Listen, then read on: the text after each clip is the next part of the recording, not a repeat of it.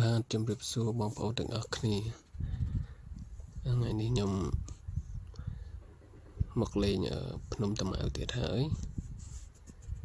នេះគឺជាសត្វក្រពើពេលដែលយើងមកភ្នំតាម៉ៅពេលដែលយើងចូលមកដល់ត្បូងឡើយគឺទ្រង់ក្រពើហ្នឹងឯងមុនគេនេះវាពងដេកនោះដេកហាមាត់ហាថ្ងៃផងហាមាត់ហាថ្ងៃអត់ក្តៅទេហើយនេះគឺទ្រង់អូទ្រីសវានេះជាប់គ្នានឹងឯងជាមួយនឹងទ្រង់ក្រពើហ្នឹងហើយនេះគេដាក់ហាមផ្ដល់ចំណីនេះទ្រង់អូទ្រីសដែរនេះជាប់គ្នាហ្នឹងបងប្អូនហើយសត្វអូទ្រីសនេះវាក្លៀនវាណាមើលវាចាក់លួសចាក់មិនចាក់នេះចាក់លួសសំណាញ់ណាហើយនេះពីរទៀតធំណាបងប្អូន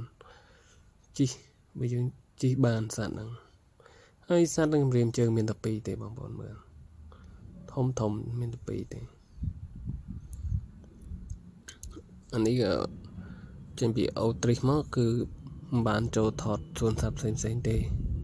ម្លងមកដល់កន្លែងដំរីត្បូងអញ្ចឹងវាដើរទៅ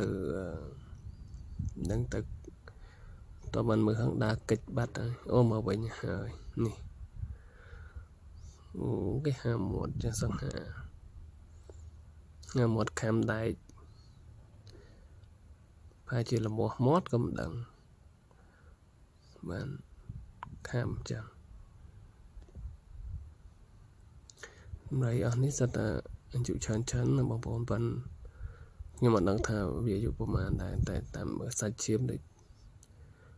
ប្រហែលជាអាយុច្រើនហើយ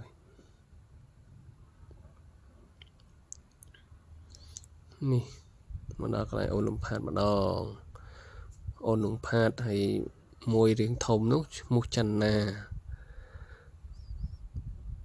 ចឹងច័ន្ទណាដូចជាអាយុ2ឆ្នាំជាងហើយលំផាត់តែអាយុ10ខែទេហើយនេះបងប្រុសដែលមើលថែលំផាត់នឹងច័ន្ទណានឹងគាត់បានបញ្យល់នឹងនិយាយអំពីតកតនឹងការបើទៅដោះគោតកតងពីគីឡូថាពេលដែលមកនឹងគីឡូប៉ុន្មានហើយមកដល់ឥឡូវគីឡូប្រហែលប្រាប់បងប្អូនយើងនេះគាត់ទៅទស្សនាផ្ទាល់ហើយគាត់ប្រាប់ឈ្មោះច័ន្ទណាអីហ្នឹងដំរីមួយដែលរៀងធំជាងអូនលំផាត់ហ្នឹងហើយជើងមកអូនលំផាត់ក៏ចិត្តជាហើយដែរព្រោះឃើញដោះស្អី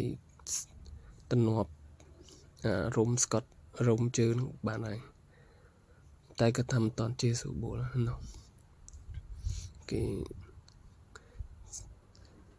ឈប់ស៊ីចំណីគេទៅចូលទៅក្នុងឆៅងាយមិនមើលតែពីចម្ងាយហើយឥឡូវមនុស្សអត់សូវទៅមើលច្រើនដែរបងប្អូនយើងមិនសូវទៅមើលច្រើនដូចមុនទេស្ងាត់ខ្ញុំទៅមុនដូចជាបងប្អូនយើងទៅច្រើនណាជាពិសេសបដោតទៅមើលលំផាត់ហ្នឹងហ្មងឥឡូវដូចយើងស្បើយដើរឆ្លេឆ្លាហើយនេះដំរីនៅក្រៅទ្រុងដែលមានបងប្អូនយើងអ្នកមើលថែគាត់យកទៅសម្ដែងអញ្ចឹងឥឡូវគាត់យកមកចូលទ្រុងវិញចេះដំរីចេះដើរតាមស្ដាប់បង្គាប់បងប្អូនយើងអ្នកដែលគាត់មកវាក់អ្នកមើលថែផ្ទាល់ហើយនាំទៅទ្រុងវិញហើយនេះគឺតូចហ្នឹងគឺនៅដើរហួសកន្លែងទ្រុងអូនលំផាន់តិចគឺឃើញហើយនេះគឺតើគឺក៏នៅចិត្តអូលំផាត់ដែរទ្រុងដំរីអូលំផាត់ដែរពីរក្បាលមួយគេដេកមួយទៀតឈរមួយដេកប្រហែលជាគាត់ប្រហែលជាវាអស់កម្លាំងអញ្ចឹងវាដេកជាមួយនឹងឈរ ដើរចេះរៀងយ៉ាងសង្ហា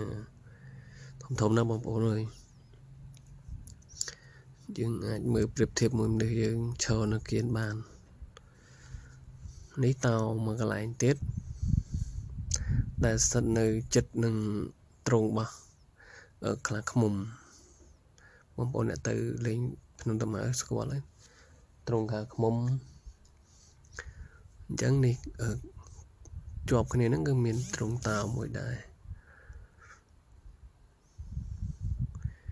ហើយនេះទ្រង់ពោះថ្លាន់បងប្អូនពោះថ្លាន់ធំដែរហើយច្រើនក្បាលដែរ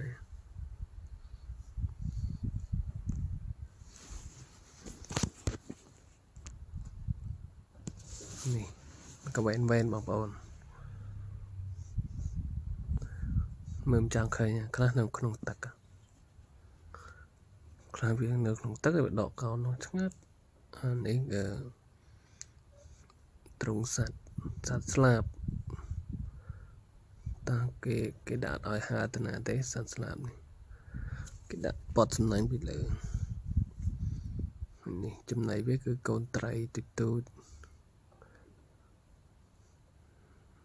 នោះក៏មើលថតទៅឃើញពីរ